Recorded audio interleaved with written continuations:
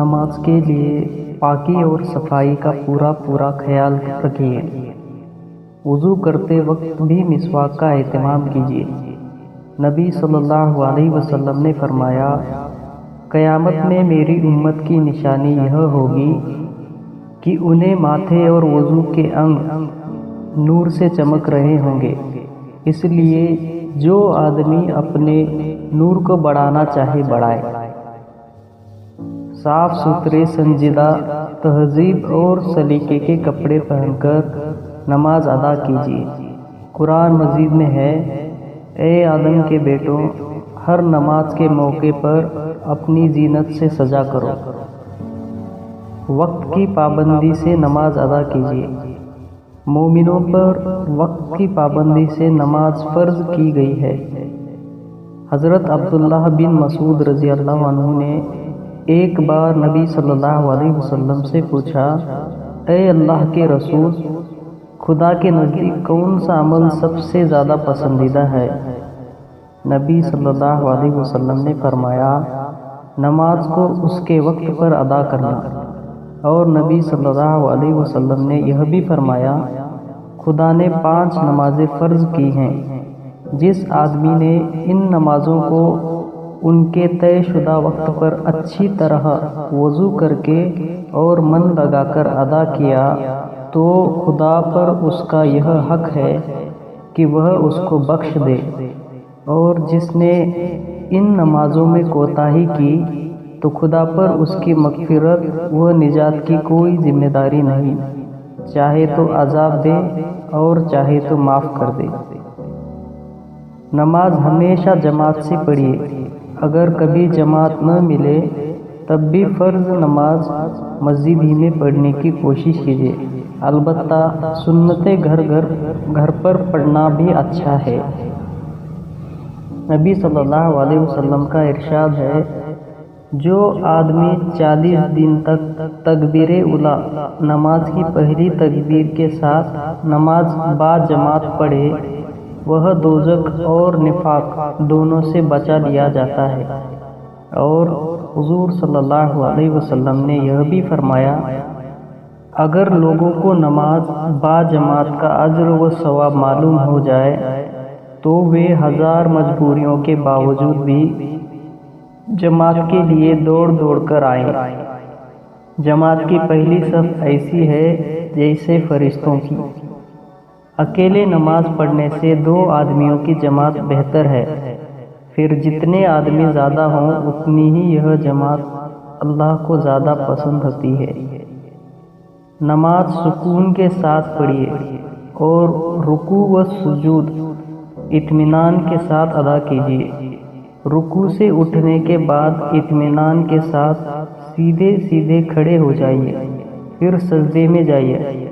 اسی طرح دونوں سجدوں کے درمیان بھی مناسب وقت دیجیے، اور دونوں سجدوں کے بیچ یہ دعا بھی پڑھ لیا کیجیے، اے خدا تو میری مغفرت فرما، مجھ پر رحم کر، مجھے سیدھی راہ پر چلا، میری بست حالی کو دور فرما، مجھے سلامتی دے اور مجھے روزی دے۔ حضور صلی اللہ علیہ وسلم کا ارشاد ہے، جو آدمی نماز کو اچھی طرح ادا کرتا ہے، نماز اس کو دعائیں دیتی ہے کہ اللہ اسی طرح تیری بھی حفاظت کرے جس طرح تو نے میری حفاظت کی۔ اور حضور صلی اللہ علیہ وسلم نے یہ بھی فرمایا، سب سے بری چوری نماز کی چوری ہے۔ لوگوں نے پوچھا، اے اللہ کے رسول، نماز میں کوئی چوری کیسے کرتا ہے؟ فرمایا، رکوع اور سجدے ادھورے کر کے۔ اذان کی آواز سنتے ہی نماز کی تیاری شروع کر دیجیے اور وضو کر کے پہلے سے مسجد میں پہنچ جائیے، اور خاموشی کے ساتھ صف میں بیٹھ کر جماعت کا انتظار کیجیے۔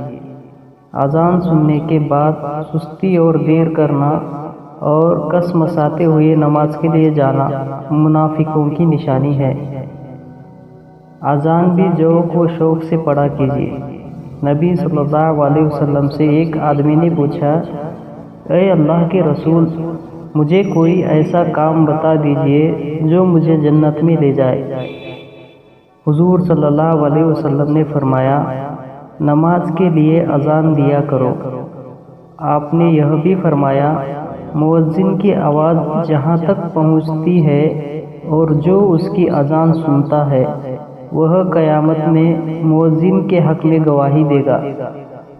جو آدمی جنگل میں اپنی بکریاں چراتا ہو اور اذان کا وقت آنے پر اونچی آواز سے اذان کہے تو جہاں تک اس کی آواز جائے گی قیامت کے دن وہ ساری چیزیں اس کے حق میں گواہی دیں گی۔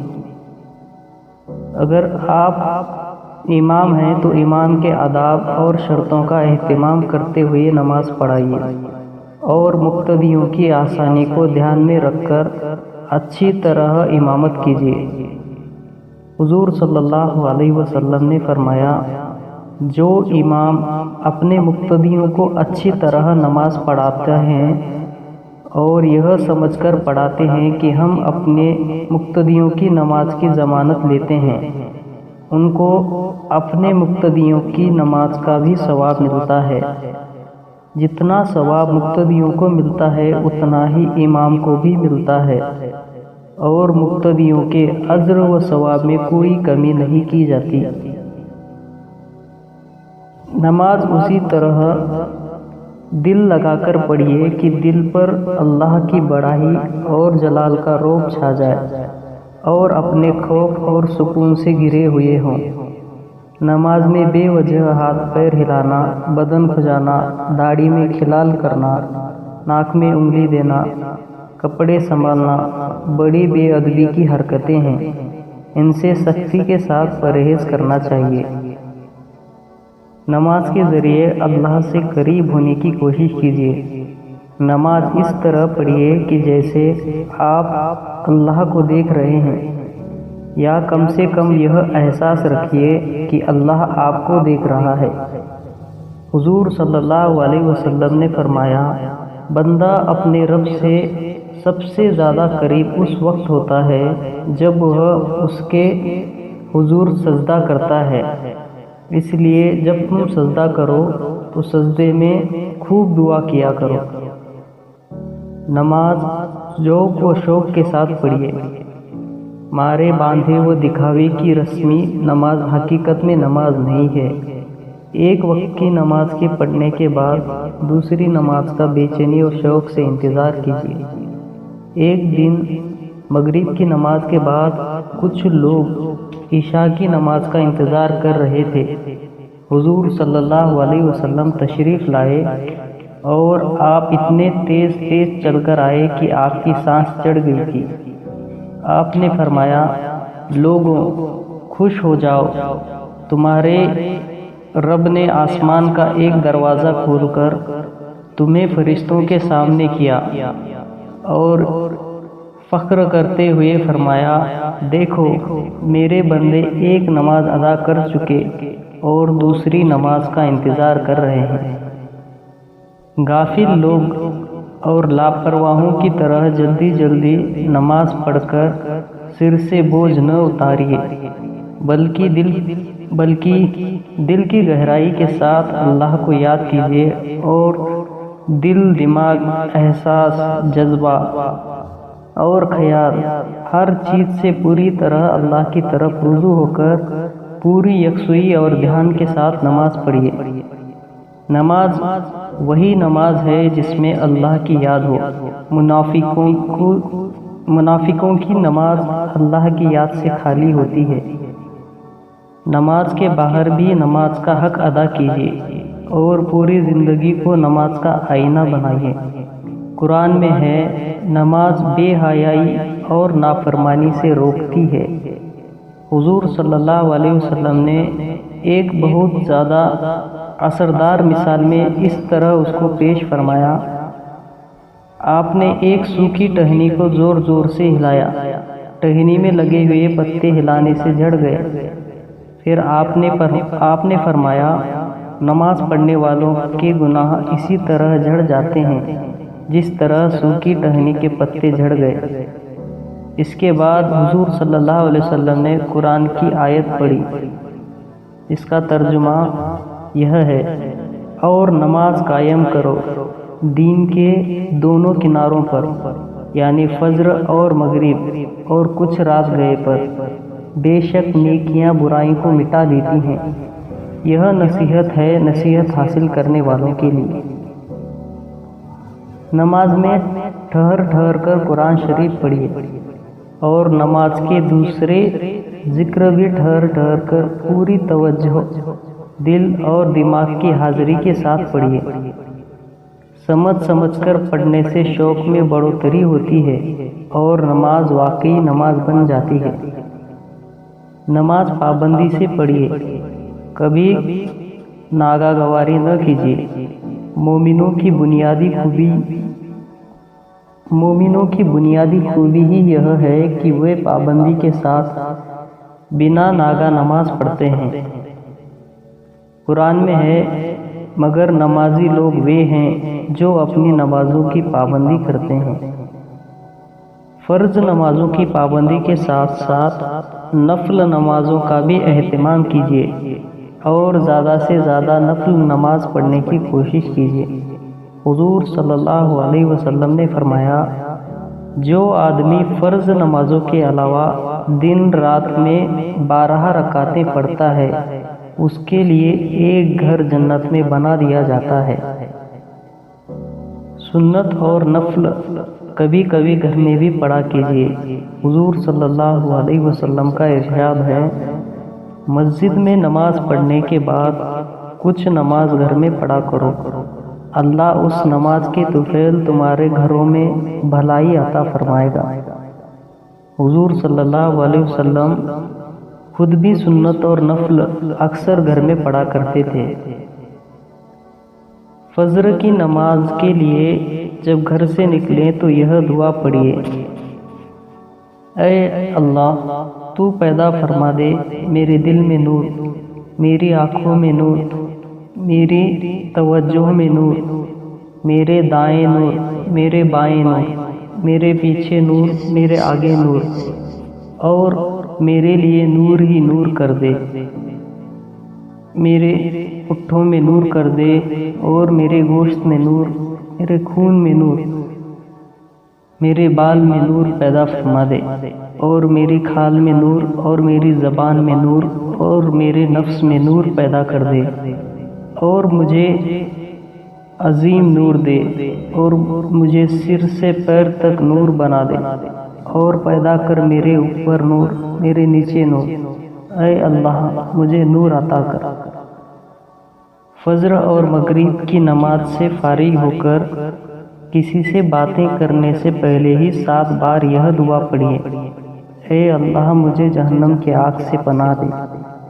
حضور صلی اللہ علیہ وسلم کا ارشاد ہے، فجر اور مغرب کی نماز کے بعد کسی سے بات کرنے سے پہلے 7 بار یہ دعا پڑھ لیا کرو۔ اگر اس دن یا اس رات میں مر جاؤ گے تو تم جہنم سے ضرور نجات پاؤ گے۔ ہر نماز کے بعد 3 بار استغفر اللہ کہیے، اور پھر یہ دعا پڑھیے، اے اللہ تو سلامتی کرنے والا ہے۔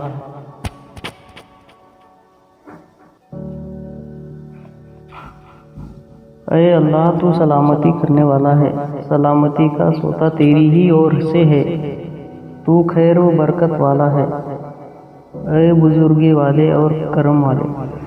حضرت ثوبان رضی اللہ عنہ فرماتے ہیں کہ نبی صلی اللہ علیہ وسلم جب نماز سے سلام پھیر لیتے تو 3 بار استغفر اللہ کہتے، اور پھر اس دعا کو پڑھتے، اللہم انت السلام و منک السلام تبارک یا ذا الجلال والاکرام۔ جماعت کی نماز میں صفوں کے ٹھیک رکھنے کا پورا دھیان دیجیے۔ صفیں اچھی طرح سیدھی رکھیے، اور کھڑے ہونے میں اس طرح کندھے سے کندھا ملائیے کہ بیچ میں خالی جگہ نہ رہے، اور جب تک آگے کی صفیں نہ بھر جائیں پیچھے دوسری صفیں نہ بنائیے۔ ایک بار جماعت کی نماز میں ایک آدمی اس طرح کھڑا ہوا تھا کہ اس کا سینہ باہر نکلا ہوا تھا۔ اللہ کے رسول صلی اللہ علیہ وسلم نے دیکھا تو تنبیہ فرمائی، اللہ کے بندوں، اپنی صفوں کو سیدھی اور ٹھیک رکھنے کا ضرور اہتمام کرو، ورنہ اللہ تمہاری رخ ایک دوسرے کے خلاف کر دے گا۔ ایک موقع پر حضور صلی اللہ علیہ وسلم نے فرمایا، جو آدمی نماز کی کسی صف کو جوڑے گا اسے اللہ جوڑے گا، اور جو کسی صف کو کاٹے گا اللہ اسے کاٹے گا۔ بچوں کی صف مردوں کے پیچھے بنائیے اور بڑوں کے ساتھ کھڑا نہ کیجیے، البتہ عیدگاہوں میں یا جہاں الگ کرنے میں پریشانیاں ہوں یا بچوں کے گم ہونے کا ڈر ہو تو وہاں بچوں کو پیچھے بھیجنے کی ضرورت نہیں، اپنے ساتھ رکھیے، اور عورتوں کی صفیں یا تو سب سے پیچھے ہوں یا الگ ہوں، اگر مسجد میں ان کے لیے الگ جگہ بنی ہوئی ہو۔ اسی طرح عیدگاہ میں عورتوں کے لیے الگ جگہ کا انتظام ہو تو وہ نماز ادا کر سکتے ہیں۔